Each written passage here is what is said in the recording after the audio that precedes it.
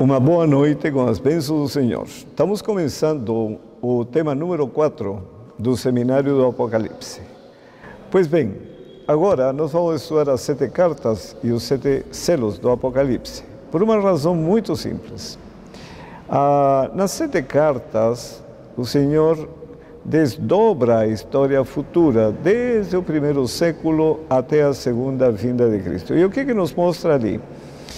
A decadência da igreja, passando por uma etapa de reavivamento e finalmente cai novamente, mas o Senhor a prepara para o encontro com Ele.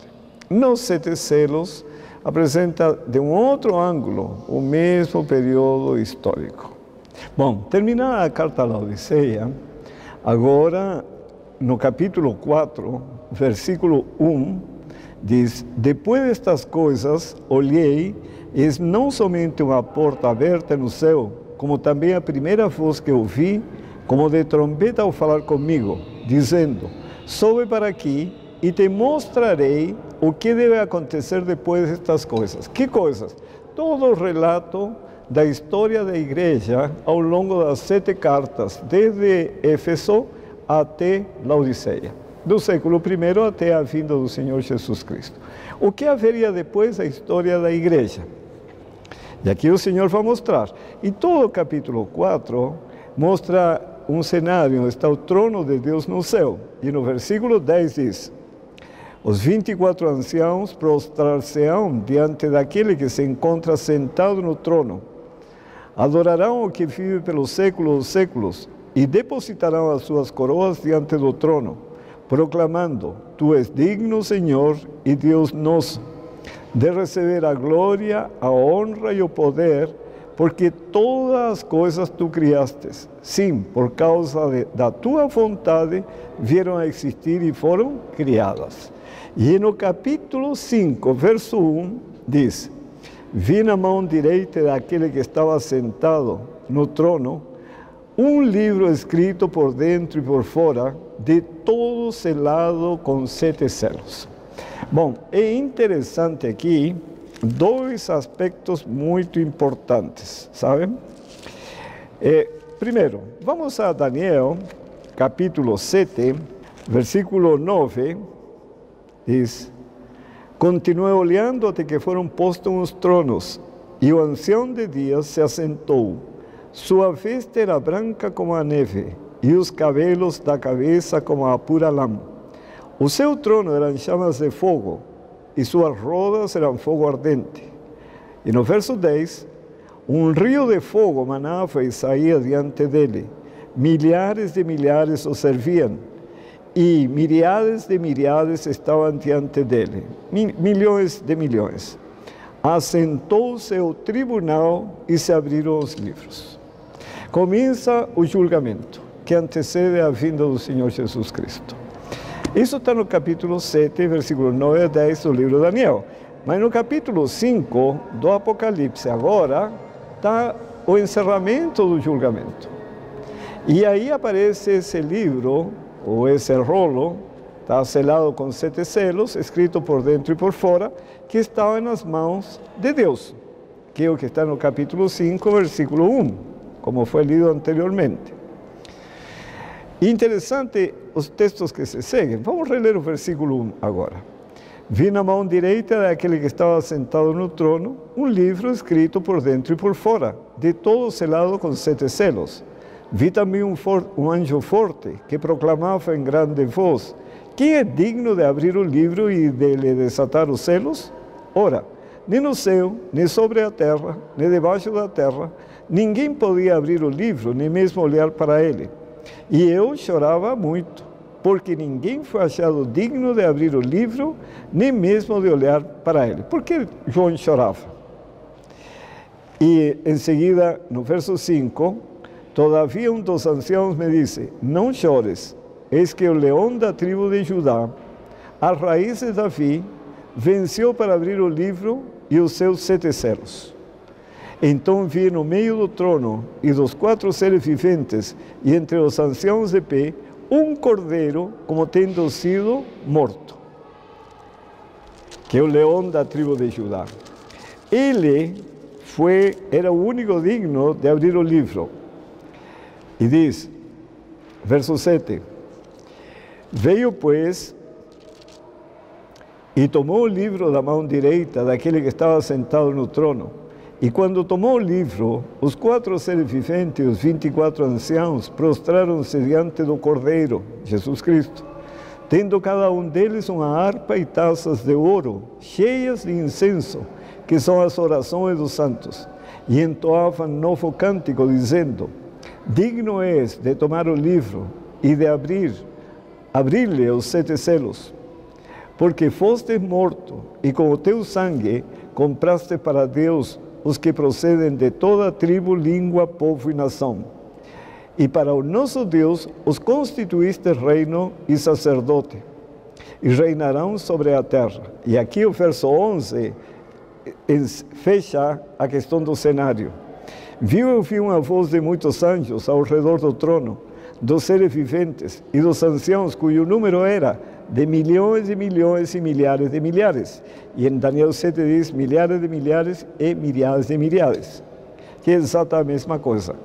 Proclamando em grande voz, digno o Cordeiro, que foi morto, de receber o poder, a riqueza e sabedoria e força, e honra e glória e louvor.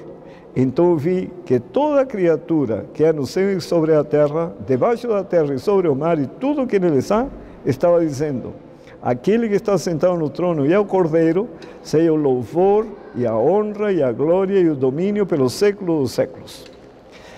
É o encerramento do juízo. Por isso que aparece esse livro selado com 7 selos, escrito por dentro e por fora.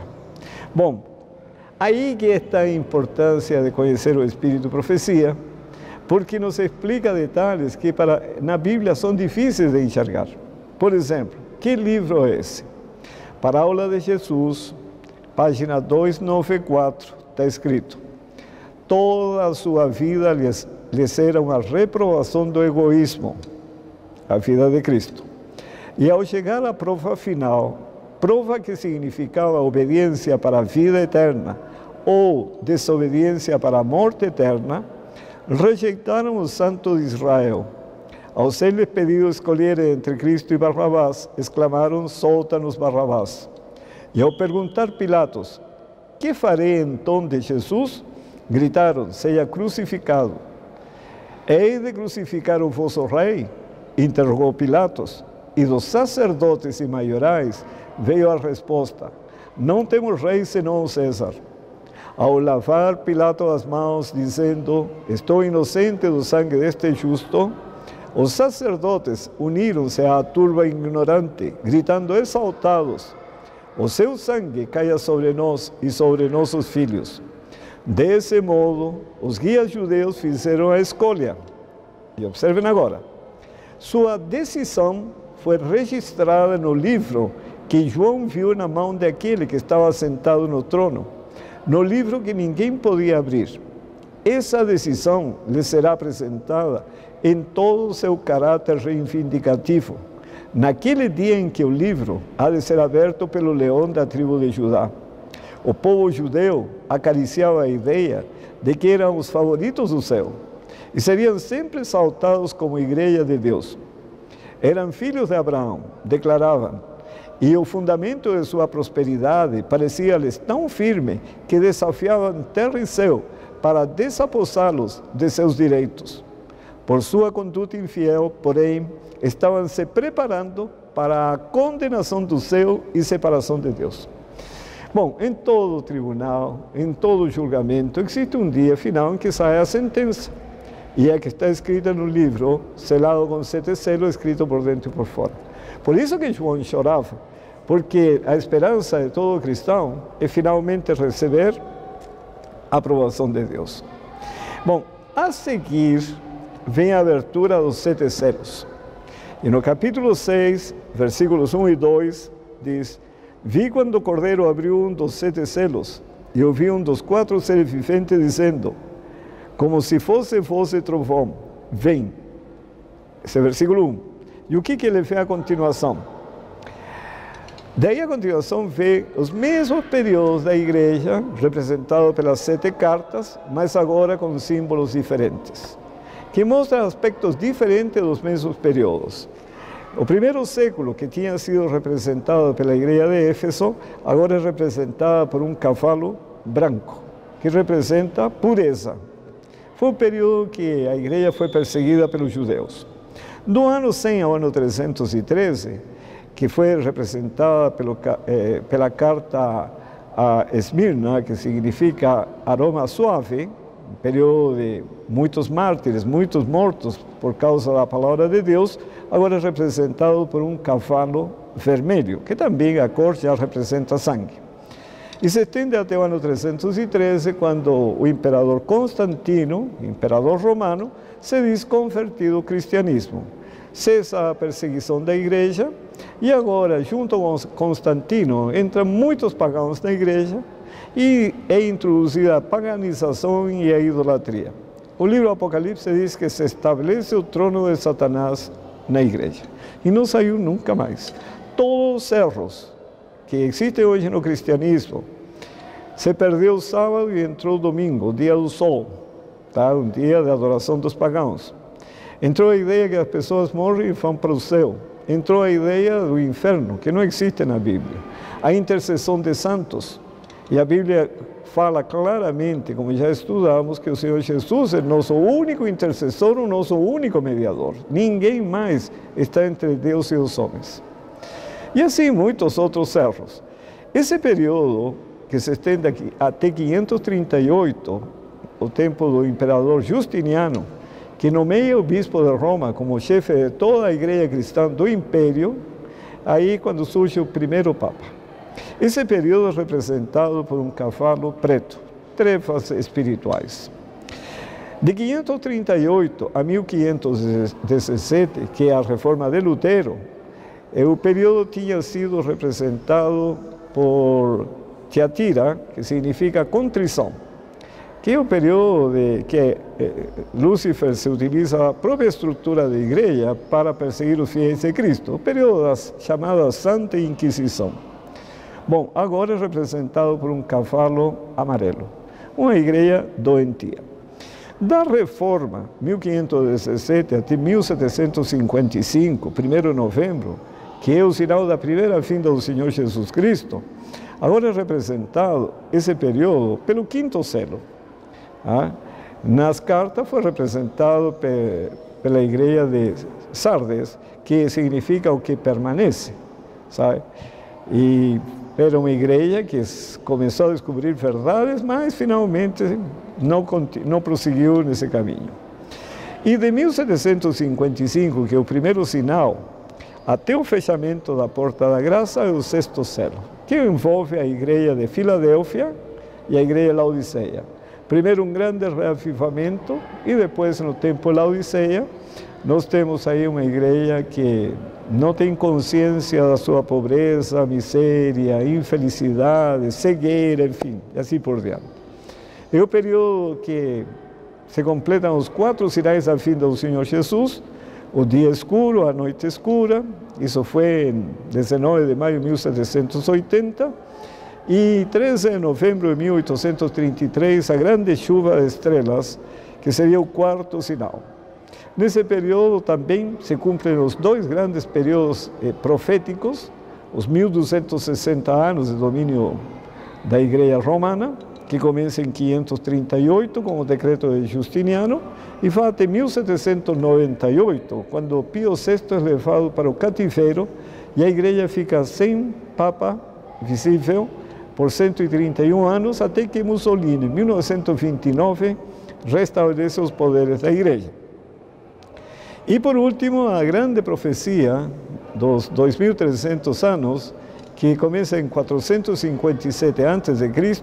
e conclui em 22 de outubro de 1844, dando início ao juízo pré-advento. Bom, aí vem o fechamento da Porta da Graça, haverá um tempo de perseguição muito grande, sempre contra a verdade, que é o período 7º selo que nos conduz à segunda vinda de Cristo.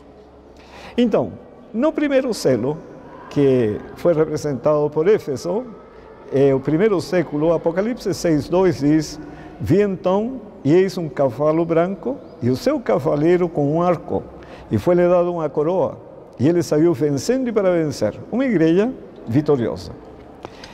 No segundo selo, que foi representado pela igreja de Esmirna, significa aroma suave, cheiro suave, uma alusão aos sacrifícios do Antigo Testamento, que vão do ano 100 ao ano 313, depois de Cristo.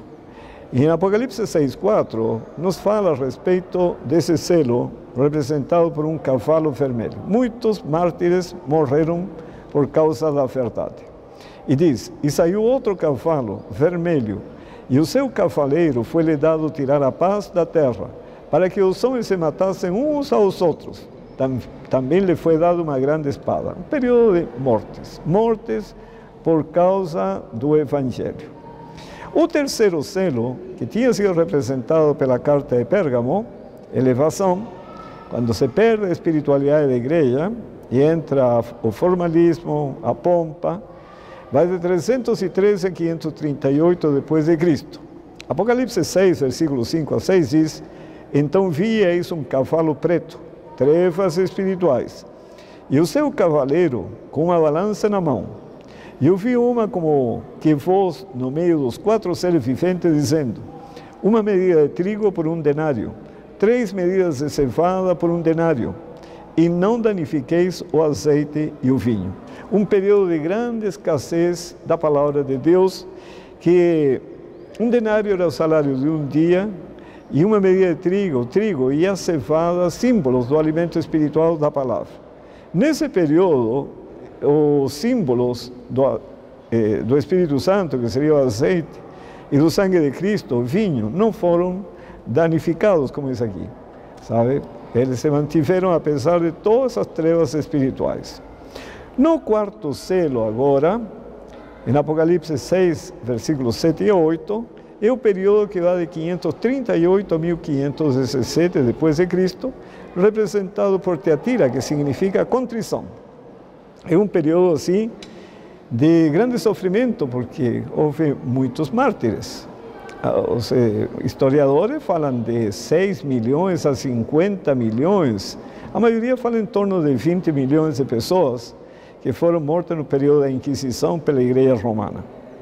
Bom, diz Apocalipse 6, versículo 8, e olheis um cavalo amarelo, uma igreja doentia, e o seu cavaleiro, sendo este chamado Morte, e o inferno o estava seguindo. A palavra traduzida por inferno aqui é Hades, que significa sepultura.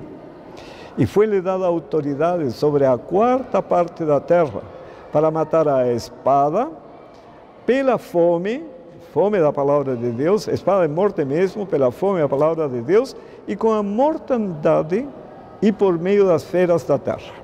Bom, essa questão das feras da terra, o resto é compreensível facilmente. A questão das feras da terra, é interessante ler o que está em Oséias, que aqui o Senhor promete fazer aliança com as feras da terra. Oséias capítulo 2, verso 18. Naquele dia, farei a favor dela aliança com as bestas feras do campo, e com as aves do céu, e com os répteis da terra, e tirarei desta o arco, e a espada, e a guerra, e farei o meu povo repousar em segurança. Bom, para entender essa profecia de Oséias, capítulo 2, verso 18, é necessário ler o livro de Atos. No capítulo 10, que está o relato da experiência de Cornélio, um romano que, segundo os judeus, seria um réptil da terra, alguma coisa assim, porque para o judaísmo existiam judeus e existiam os demais, e os demais eram os animais do campo, pessoas irracionais.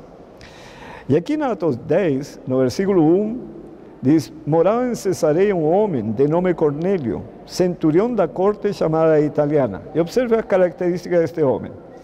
Piedoso e temente a Deus com toda a sua casa, e que fazia muitas esmolas ao povo, e de contínuo orava a Deus. Este homem observou claramente durante uma visão, cerca da hora nona do dia, um anjo de Deus que se aproximou dele e lhe disse: Cornélio. Este, fixando nele os olhos e possuído de temor, perguntou: Que é, Senhor? E o anjo lhe disse: As tuas orações e as tuas esmolas subiram para memória diante de Deus. E aqui lhe dá uma instrução. Agora envia mensageiros a Jope e manda chamar Simão, que tem por sobrenome Pedro. Ele está hospedado com Simão Curtidor, cuja residência está situada à beira-mar. Logo que se retirou o anjo que lhe falava, chamou 2 de seus domésticos e um soldado piedoso, dos que estavam a seu serviço.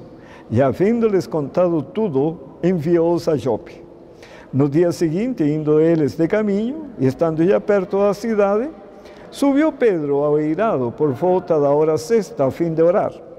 Estando com fome, quis comer, mas enquanto lhe preparavam a comida, sobreveio-lhe um êxtase.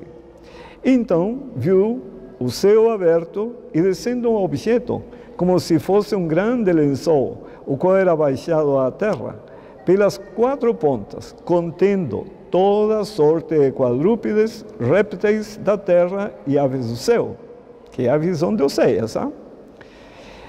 E ouviu uma voz que se dirigia a ele: Levanta-te, Pedro, mate e come.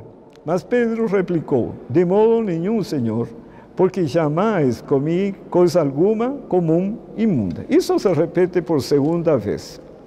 Bom, enquanto isso, verso 17 diz: Enquanto Pedro estava perplexo sobre qual seria o significado da visão, eis que os homens enviados da parte de Cornélio, o centurião romano, tendo perguntado pela casa de Simão, pararam junto à porta.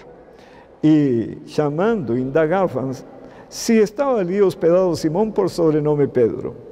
Enquanto meditava, Pedro, acerca da visão, aqui veio o segundo grande problema do Espírito Santo. Primeiro é despertar o interesse de um pecador para conhecer a verdade. O segundo é convencer o que já conhece a verdade para instruir o pecador. E veja aqui, é interessante, verso 19. Enquanto meditava Pedro acerca da visão, disse-lhe o Espírito Santo: Estão aí 2 homens que te procuram. Levanta-te, pois, desce e vai com eles, nada duvidando, porque eu os enviei. E descendo Pedro para junto dos homens, disse: Aqui me tendes, sou eu, a quem buscais? A que viestes? Então disseram: O centurião Cornélio, homem reto e temente a Deus, e tendo bom testemunho de toda a nação judaica, foi instruído por um santo anjo para chamar-te à sua casa e ouvir as tuas palavras. E isso era uma impossibilidade para um judeu entrar na casa de um romano. E aí Pedro vai com eles. Quando chega, já no dia seguinte, na casa de Cornélio, no verso 25 diz: Aconteceu que indo Pedro a entrar, lhe saiu Cornélio ao encontro, e prostrando-se-lhe aos pés o adorou. Mas Pedro o levantou, dizendo: Ergue-te, que eu também sou homem. Falando com ele, entrou, encontrando muitos reunidos ali, a quem se dirigiu, dizendo: Observe a palavra de Pedro: Vós bem sabeis que é proibido a um judeu ajuntar-se, ou mesmo aproximar-se a alguém de outra raça. Mas Deus me demonstrou que a nenhum homem considere comum o imundo. Então, quem são essas bestas feras do campo? Ou esses répteis e essas aves que aparecem na visão de Pedro? São os gentios. E aqui Pedro consegue entender o propósito do Evangelho, que é alcançar todas as pessoas deste mundo.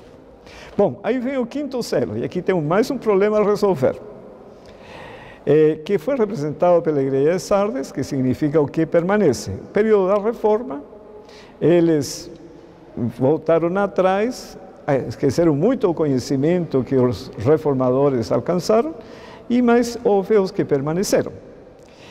Em Apocalipse 6, versículo 9 a 11, diz: Quando ele abriu o quinto selo, vi debaixo do altar as almas daqueles que tinham sido mortos por causa da palavra de Deus, no período da Inquisição, e por causa do testemunho que sustentavam. Clamaram em grande voz, dizendo: Até quando, ó soberano Senhor, santo e verdadeiro, não julgas nem vingas o nosso sangue dos que habitam sobre a terra? Então a cada um deles foi dada uma vestidura branca, e lhes disseram que repousassem ainda por pouco tempo, até que também se completasse o número dos seus conservos e seus irmãos, que iam ser mortos como igualmente eles foram. Então, no texto aqui, aparece um diálogo de pessoas que já faleceram, que já foram mortas, e agora eles pedem que seja feita justiça. Mas isso é completamente contrário ao que a Escritura afirma. Então, o que significa isso? Primeiro temos que entender várias coisas. As almas estão debaixo do altar. Qual era o procedimento ensinado pelo Senhor para a remissão do pecado? O pecador tinha que chegar no templo, trazer um animal, um cordeiro, colocar a mão sobre a cabeça, na frente do sacerdote, junto ao altar dos holocaustos, confessar o seu pecado e simbolicamente era transferido para o animal inocente. Em seguida, sacrificar esse animal, que representava o futuro sacrifício de Cristo. O sacerdote recolhia esse sangue e o colocava nos 4 chifres do altar dos holocaustos, representando o perdão. E o restante do sangue era derramado do pé do altar. Sabe? O restante do sangue era derramado do pé do altar. E as almas estão clamando por vingança debaixo do altar. Em alguns casos, o sangue era levado dentro do tabernáculo, dependendo dos pecados, se eram de um sacerdote, que eram mais graves, se aspergia no véu entre o lugar santo e o lugar santíssimo, mostrando que esse homem tinha matado o Senhor Jesus dentro do próprio lugar de adoração, dentro do próprio tabernáculo. E esse ritual se seguia ao longo do ano até o dia da expiação, quando era o dia da purificação. Mas o que significa agora esse diálogo? Vamos ao caso de Caim. O Senhor lhes ensinou, em Gênesis capítulo 4, lhes ensinou que para o ser humano ser reintegrado à família de Deus, teria que ser pela morte do cordeiro. Porque sem derramamento de sangue não há remissão do pecado, não há abandono do pecado, certo? E aqui Caim presunçosamente se apresenta diante de Deus com os melhores frutos da terra. E Deus não aceita esse sacrifício. Por quê?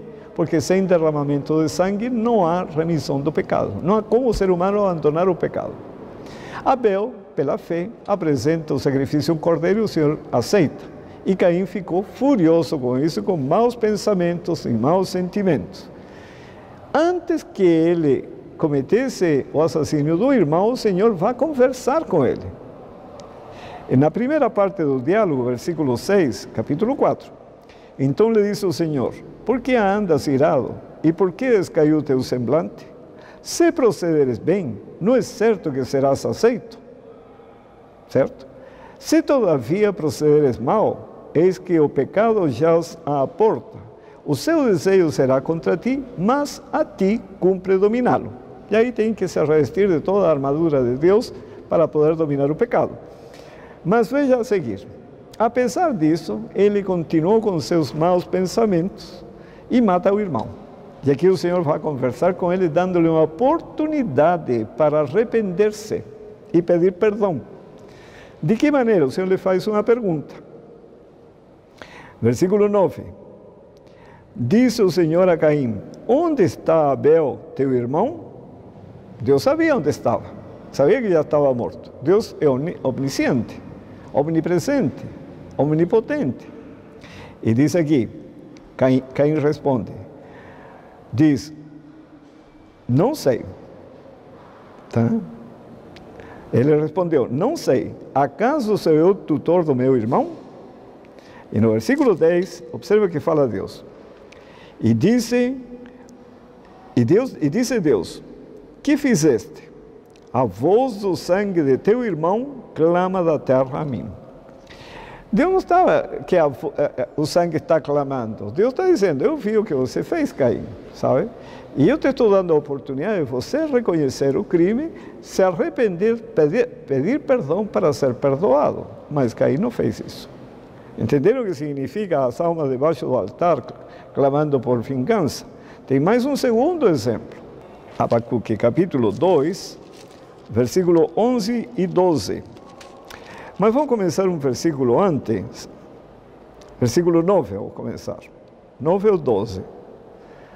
Diz o Senhor, ai daquele que ajunta em sua casa bens mal adquiridos. Essa é a questão. Para pôr em lugar alto o seu ninho, a fim de livrar-se das garras do mal. Vergonha maquinaste para a tua casa, destruindo tu a muitos povos, pecaste contra a tua alma. Porque a pedra clamará da parede, e a trave lhe responderá do madeiramento. Ai daquele que edifica a cidade com sangue e a fundamenta com iniquidade. Bem, pode por acaso a pedra dialogar com a trave? Não. O que está dizendo a palavra de Deus, que Deus sabe como as pessoas construíram suas casas, de onde tiveram os recursos, do roubo, da opressão, e isso que o Senhor vai castigar. Assim também aquele diálogo das almas debaixo do altar. Elas estão clamando por justiça, por vingança. Deus está dizendo através dessa alegoria de que Deus sabe de todos os mártires que foram mortos por causa da verdade. E Deus fará justiça. É só isso. Bom, no sexto selo agora, que representa a igreja de Filadélfia, que é o amor fraternal, mais a igreja de Laodiceia, que é o julgamento do povo, vai de 1755, depois de Cristo, quer dizer, em ocasião do primeiro sinal da vinda do Senhor Jesus, até um pouco antes da vinda do Senhor. Isso está relatado em Apocalipse 6, versículos 12 a 17. E diz assim, vi quando o Cordeiro abriu o sexto selo e sobreveio grande terremoto. Isso foi em 1º de novembro de 1755. Terremoto em Lisboa, primeiro sinal da vinda de Cristo. O sol se tornou negro como saco de crina e a lua toda como sangue. Não deu a sua claridade. Isso foi em 19 de maio de 1780. Segundo e terceiro sinais. As estrelas do céu caíram pela terra, como a figueira quando abalada por vento forte, deixa cair os seus figos verdes. Isso aconteceu em 13 de novembro de 1833, em uma chuva de meteoros extraordinária. É interessante que o texto diz a seguir, e o céu recolheu-se como um pergaminho quando se enrola.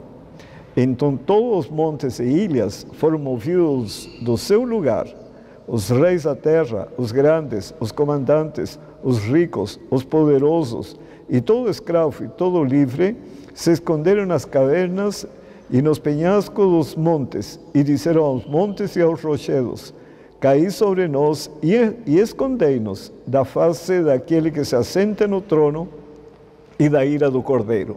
Porque chegou o grande dia da ira deles. E quem é que pode suster-se?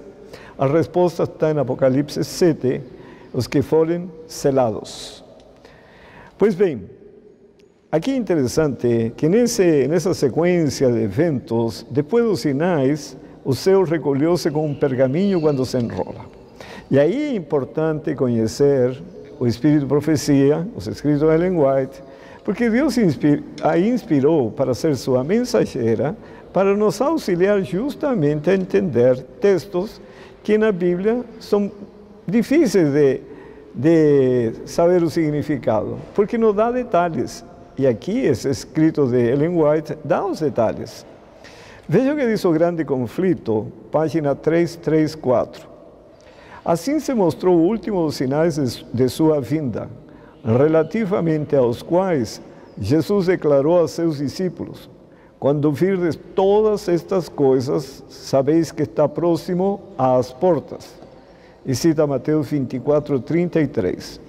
Depois destes sinais, João contemplou como grande acontecimento a seguir imediatamente o céu retirando-se como pergaminho que se enrola. E aqui é interessante entender bem isso, que na sequência, de acordo com a revelação de Deus, esses sinais, 4 sinais, o último foi a queda das estrelas. E o próximo acontecimento a seguir imediatamente, na sequência, é o fato do céu retirar-se como um pergaminho que se enrola. Por que é importante entender isso? Porque pode ser que alguns estejam esperando a repetição dos sinais, e isso não vai acontecer. Está escrito que será nessa sequência. E diz a seguir: enquanto a terra tremia, montanhas e ilhas se removiam dos lugares, e os ímpios procuravam aterrorizados fugir da presença do Filho do Homem. Muitos que testemunharam a queda das estrelas consideraram-no um arauto do juízo vindouro, sinal espantoso, precursor certo, misericordioso prenúncio do grande e terrível dia. Deste modo, a atenção do povo foi dirigida para o cumprimento da profecia, sendo muitos levados a dar atenção à advertência do segundo advento. E agora, mais um ponto. E o que significa o fato do céu ter se recolhido com um pergaminho que se enrola? Já sabemos que está naquela sequência, mas qual é o significado? O livro Mensagens Escolhidas, volume 3, página 424, dá os detalhes a respeito desse assunto. Está escrito: olhai para cima, olhai para cima. Mas enquanto a angústia pairava sobre os leais e sinceros, que não queriam adorar a besta ou sua imagem e aceitar e referenciar um falso sábado, alguém disse: olhai para cima, olhai para cima. Bom, no final do conflito será entre a observância do sábado e a observância do domingo, que será imposta por um decreto a partir dos Estados Unidos, quando se une o Estado com as igrejas evangélicas e formam o que se chama a imagem da besta, que será uma cópia do que foi a besta no passado, a igreja romana. Então haverá o mesmo espírito de perseguição e também os mesmos resultados da perseguição. Mas aqui, nesse cenário de grande aflição do povo de Deus, vem essa voz: olhai para cima, olhai para cima. E diz a seguir: todos os olhares se ergueram, e os céus pareciam recolher-se como um pergaminho quando se enrola. E assim como Estevão olhou para dentro do céu, nós também olhamos. Os escarnecedores nos insultavam e injuriavam e se gabavam do que tensionavam fazer-nos, se persistíssemos em apegar-nos firmemente à nossa fé. Mas éramos agora como aqueles que não os ouviam. Contemplávamos uma cena que excluía todo o mais. Ali se achava exposto o trono de Deus. Ao redor dele havia 10 vezes 10.000, e milhares de milhares, e bem perto do trono se encontravam os mártires. Então, essa visão foi dada, assim como a Estevão, em um momento de grande aflição, para lhes restaurar o ânimo e a confiança no poder divino. Lindo, né? Pois bem, os sinais dos tempos, segundo relatado no livro de Mateus, capítulo 24, 29 a 30, diz: logo em seguida à tribulação daqueles dias, o sol escurecerá, a lua não dará a sua claridade. As estrelas cairão do firmamento, e os poderes dos céus serão abalados.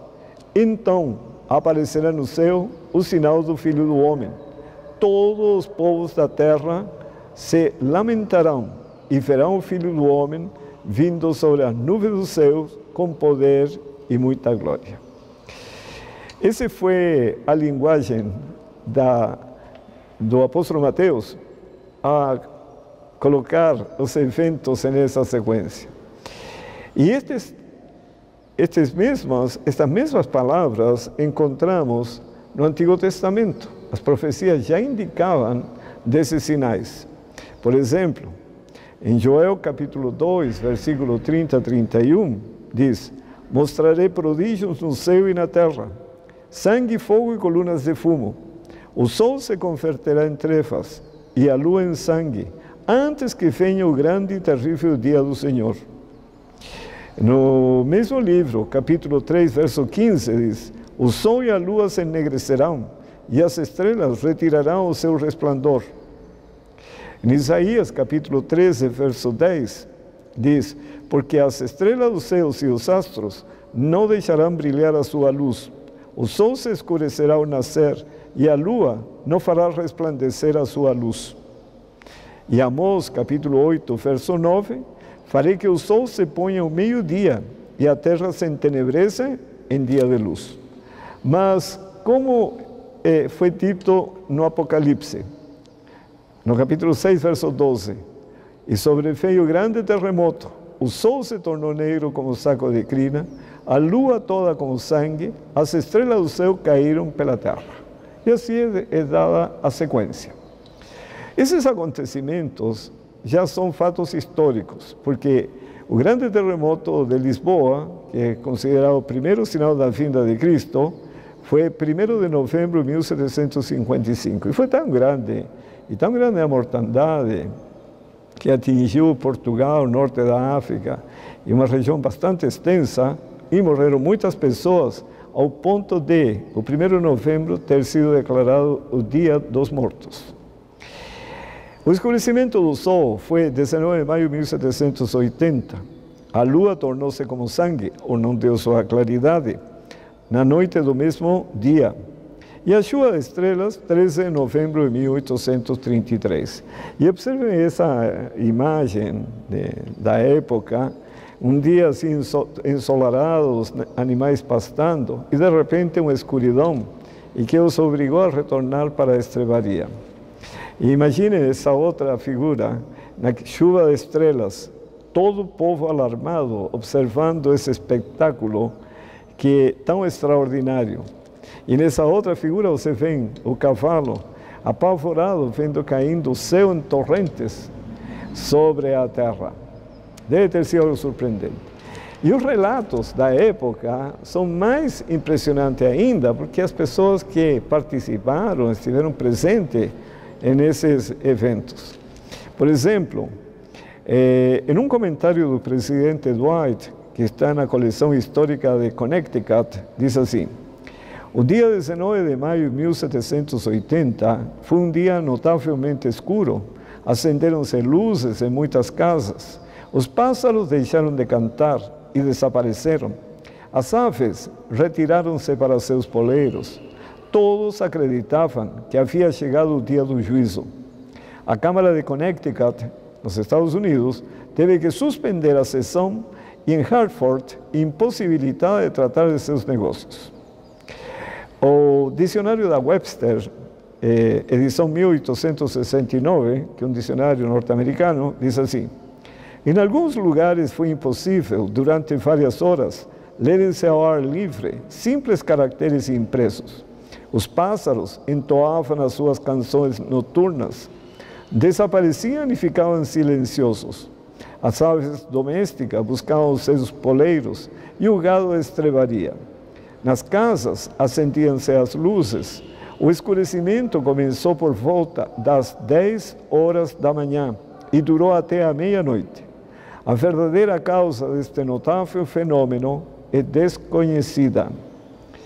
Diz Herschel, o grande astrônomo inglês, um comentário dele: o dia escuro da América do Norte foi um dos mais extraordinários fenômenos da natureza, que será sempre lido com interesse, mas a ciência é incapaz de explicar. No livro Rei Vindouro, página 124, diz assim: que o dia escuro de 19 de maio de 1780 não foi o resultado de um eclipse. É fácil estabelecer pela posição que respectivamente ocupavam nessa ocasião o Sol, a Lua e a Terra. O eclipse do Sol só é possível mediante a interposição da Lua entre o Sol e a Terra. A 19 de maio de 1780, a posição da Lua em relação à Terra era justamente oposta ao do Sol, o que tornava absolutamente impossível um eclipse desse astro. De resto, a escuridão motivada por mero eclipse não teria sido tão densa, nem poderia ter a duração que teve aquele fenômeno. Quando Deus intervém, as coisas são impressionantes. Agora, em uma carta do Dr. Samuel Tenney, datada de Exeter, New Hampshire, em dezembro de 1785, citada na coleção da Sociedade Histórica de Massachusetts, volume 1, página 1792. A escuridão da noite seguinte foi provavelmente tão profunda e densa como a que mais o fosse desde que o Altíssimo criou a luz até então. Faltava-lhe apenas ser palpável para ser tão extraordinária como aquela que cobriu a terra do Egito nos dias de Moisés. Se todos os corpos luminosos do universo tivessem sido envolvidos em sombras impenetráveis ou apagados da existência, dir-se-ia que as trevas não pudessem ser mais completas. Uma folha de papel branco, segurada a poucos centímetros dos olhos, era tão invisível como o mais negro veludo. Impressionante. Diz, a escuridão da noite foi tão sobrenatural como a do dia que lhe antecedeu, pois que, conforme declara o Dr. Adams, a lua fora cheia no dia anterior.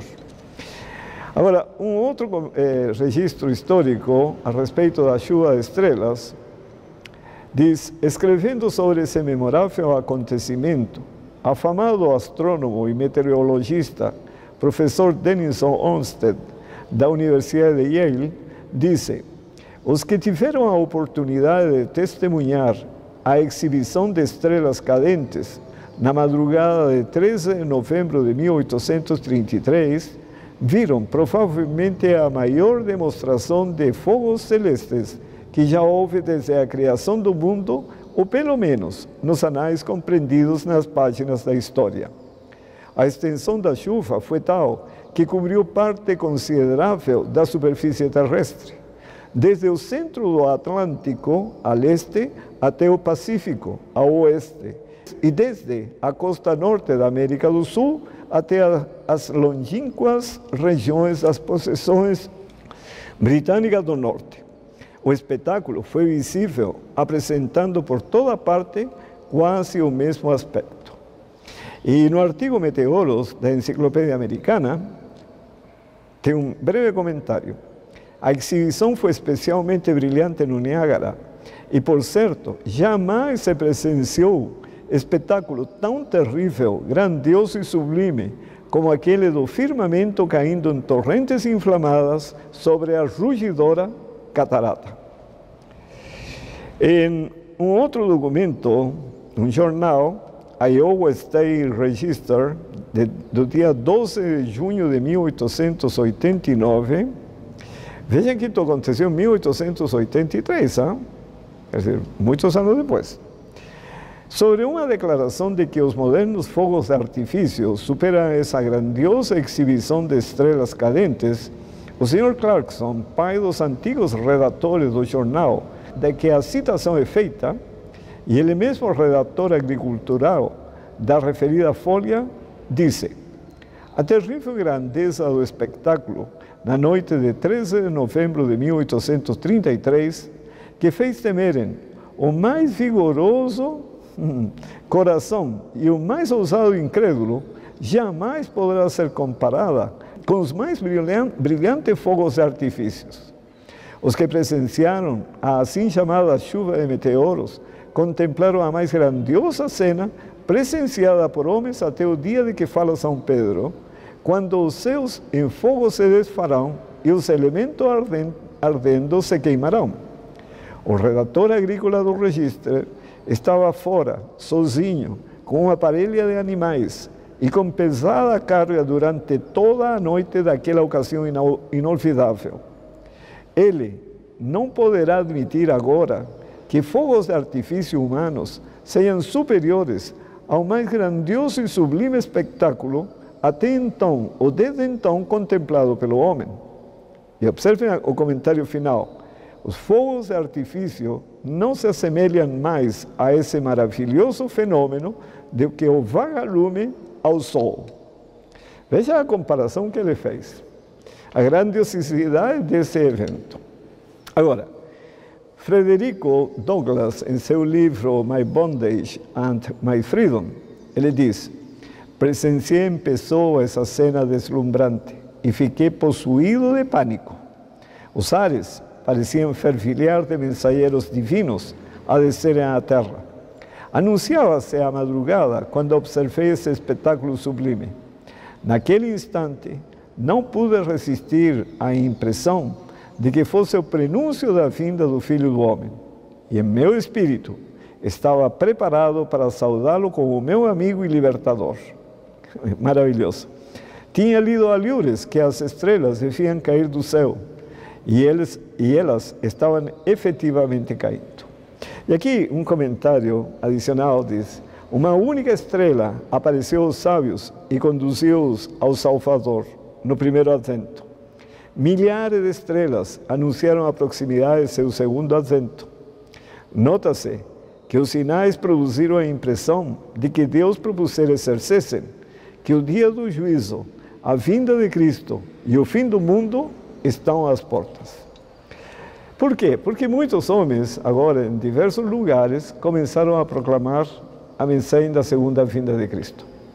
Manuel de Lacunza, que viveu entre 1731 e 1801, um jesuíta chileno, escreveu o livro La Venida del Mesías en Gloria y Majestad, sob o pseudônimo de Juan Josafat Ben Ezra.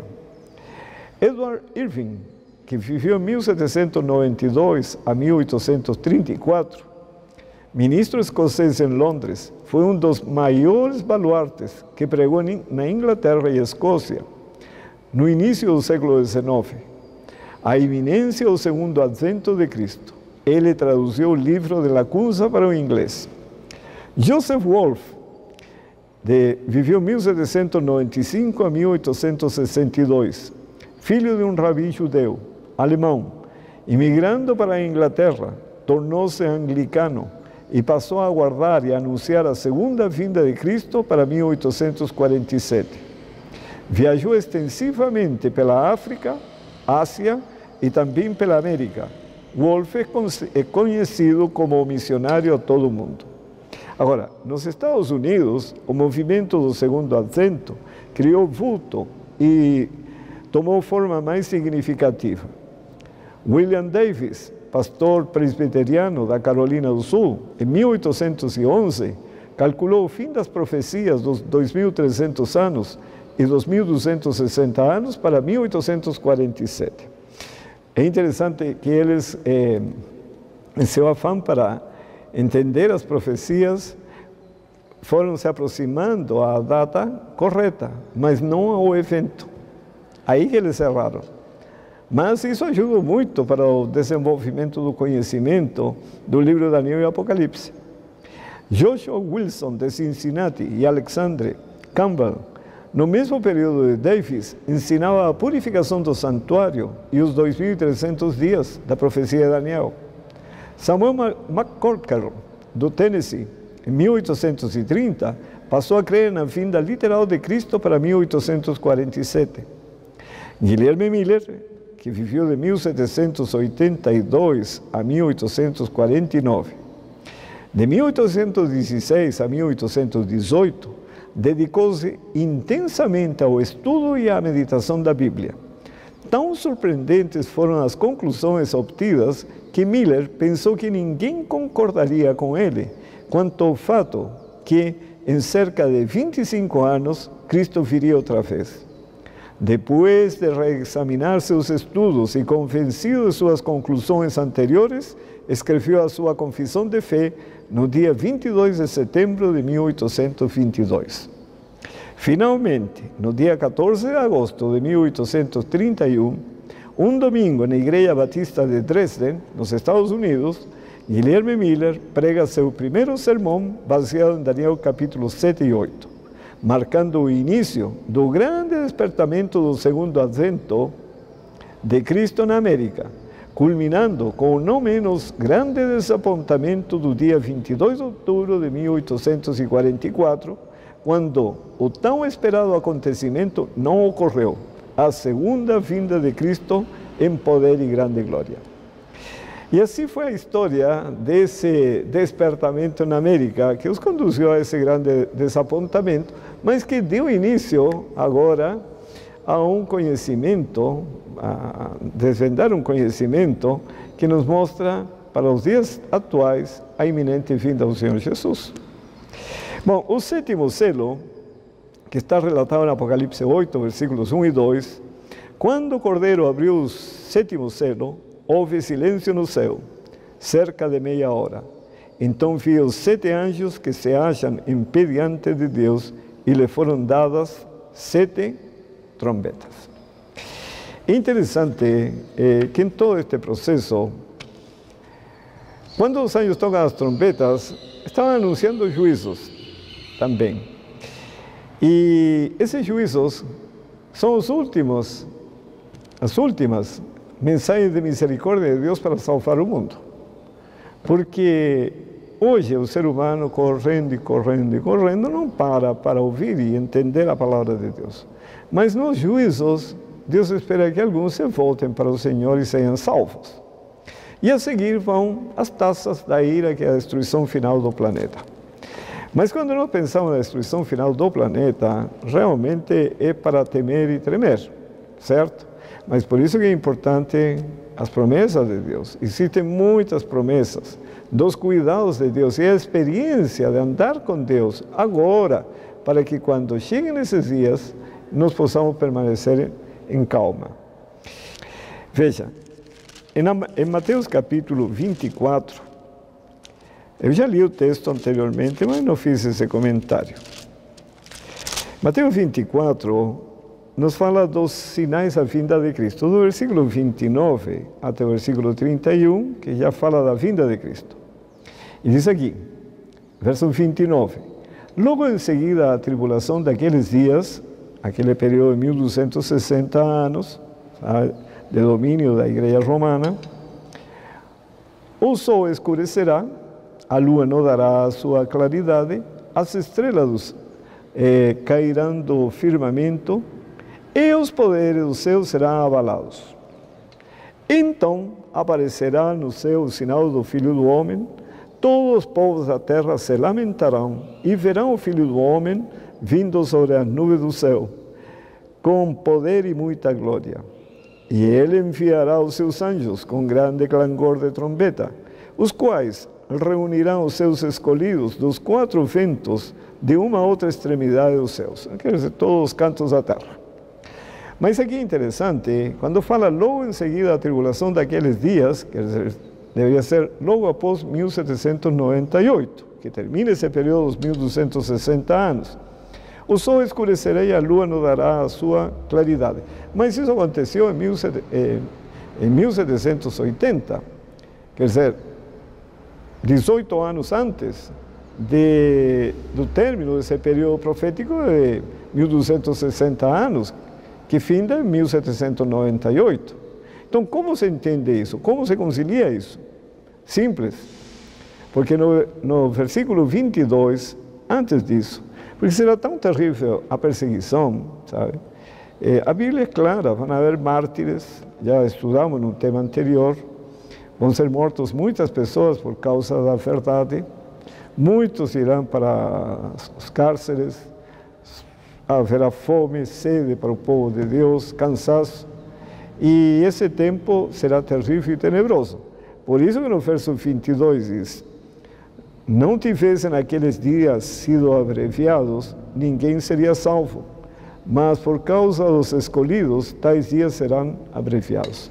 E na verdade, a perseguição não terminou em 1798, referindo-se a esses dias e que também vai acontecer agora no fim. Não terminou em 1798, terminou em 1773, 25 anos antes. Então, quando aconteceram os sinais, em 1780, foi 7 anos depois da perseguição ter concluído. Por isso que o texto está correto, sabe? Esse é um detalhe que tem que tomar cuidado. Agora vamos estudar outro assunto importante. Falando dessa sequência de sinais, o último diz: as estrelas cairão do firmamento e os poderes dos céus serão abalados. O que significa isso? Aí que é importante o Espírito Profecia. Porque nos escritos de Ellen White são dados detalhes que permitem entender a palavra de Deus. Veja o que diz em Primeiros Escritos, página 41. A 16 de dezembro de 1848, o Senhor me deu uma visão acerca do abalo das potestades do céu. Vi que quando o Senhor disse céu, ao dar os sinais registrados por Mateus, Marcos e Lucas, ele queria dizer céu. E quando disse terra, queria significar terra. As potestades do céu são o sol, a lua e as estrelas. Seu governo é no firmamento. As potestades da terra são os que governam sobre a terra. As potestades do céu serão abaladas com a voz de Deus. Então, o sol, a lua e as estrelas se moverão em seus lugares.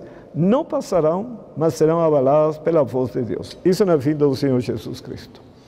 Hoje, se o movimento da lua já produz as marés, sabe? Imaginem o que significa o sol sair de seu lugar, as estrelas saírem de seus lugares, a lua sair de seu lugar. O que vai acontecer com o planeta Terra?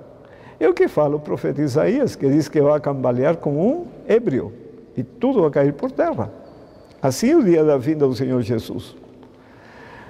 E aqui, na meditação matinal, olhando para o alto, do ano 83, página 255, está escrito o seguinte: no dia de sua vinda, a última grande trombeta é ouvida e é um terrível estremecimento da terra e do céu.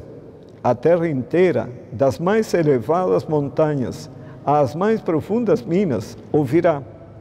Tudo será atravessado pelo fogo. A atmosfera contaminada será purificada pelo fogo. Tendo o fogo cumprido sua missão, os mortos que foram depositados na sepultura sairão, alguns para a ressurreição da vida, para irem com o Senhor Jesus, para o encontro nos ares, para serem arrebatados para o encontro com o seu Senhor nos ares, e diz, e alguns vão para a morte eterna. Vão ressuscitar para ver a vinda do Senhor, de acordo com a promessa do Senhor, e vão morrer.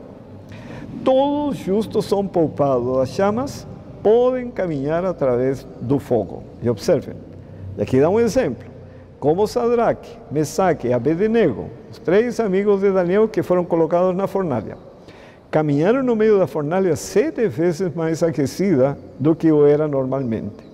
Os nobres hebreus não podiam ser consumidos, porque a sombra do quarto homem, o Filho de Deus, o Senhor Jesus Cristo, estava com eles. Assim, no dia da vinda do Senhor, fumaça e fogo serão impotentes para prejudicar os justos. Aqueles que estão unidos com o Senhor escaparão sem dano. Terremotos, furacões, chama e dilúvio não podem prejudicar aqueles que estão preparados para encontrar seu Salvador em paz. Isso está na meditação Olhando para o Alto, página 255. Então, é importante estudar a Bíblia, e não somente estudar, sino que entender que precisamos de ser restaurados. Isso somente pode acontecer por meio da palavra, quando se obedece. E é isso que o Espírito Santo realiza, a regeneração da mente, por meio da palavra. Mas também é importante porque na palavra nos mostra os eventos futuros, para a pessoa tomar uma atitude, sabe? Hoje, principalmente, estamos nos dias finais da história do planeta. Então, nós precisamos tomar uma atitude muito séria, sabe? Não importa se a pessoa nasceu na Ásia, na América, na Europa, se é muçulmano, se não é muçulmano, se é um religioso cristão ou não é, todos precisam da palavra de Deus e colocar sua vida em harmonia com a palavra de Deus, tal qual está escrito. Não é suficiente ser um bom religioso cristão, porque isso não me conduz para o céu. Porque a bondade entre os homens não transforma a mente. Sabe? O grande problema do ser humano é a desobediência e rebelião que existe contra Deus. Então, eu preciso me submeter à palavra, entendendo o tempo que estamos vivendo, porque muito em breve se cumpre aquilo que vocês estão vendo nesse quadro, que cita Apocalipse 11:15, o sétimo anjo tocou a trombeta e houve no céu grandes vozes, dizendo: o reino do mundo se tornou do nosso Senhor e do seu Cristo, e Ele reinará pelos séculos dos séculos. É a vinda de Cristo. A vinda do Senhor e o povo de Deus, todo maltrapilho, depois de ter passado fome, sede, ter sido perseguido, a alegria de ver ao Senhor vindo nas nuvens dos céus e aqui caminho para a Nova Jerusalém. E esse é o nosso fim. Mas, vejam que interessante, estamos no limiar do maior acontecimento da história deste mundo, a segunda vinda do Senhor Jesus Cristo, em grande glória e majestade. E quem sabe disto? Existem mais de 2.500 passagens bíblicas que mostram com clareza o último capítulo da história da humanidade. Estas são apenas duas delas. Apocalipse capítulo 1, verso 7 diz: eis que vem com as nuvens, e todo olho verá, até quantos o transpassaram. Tá? Por isso que o Senhor lhe prometeu que aqueles que estiveram presentes e que participaram da morte dele, vão ressuscitar para vê-lo, mas vão morrer depois. E todas as tribos da terra se lamentarão sobre ele. Certamente, amém, diz o Senhor. E Apocalipse 22, verso 20 e 21, diz: aquele que dá testemunho destas coisas diz: certamente venho sem demora. Amém. Vem, Senhor Jesus. A graça do Senhor Jesus seja com todos. Queridos amigos, eu sinceramente les digo, Deus quer abençoar todo mundo, mas a dificuldade do Senhor é que o ser humano queira receber as bênçãos. Eu animaria, entre nesse canal Sinais da Eternidade, onde vocês vão ver todos os vídeos deste seminário do Apocalipse. Porque o dia do Senhor está próximo. Não espere. Entregue sua vida ao Senhor Jesus, porque o Senhor quer ter a alegria de você estar também no céu e você levar sua família para o céu. A decisão é sua. O poder é de Deus. Que o Senhor abençoe.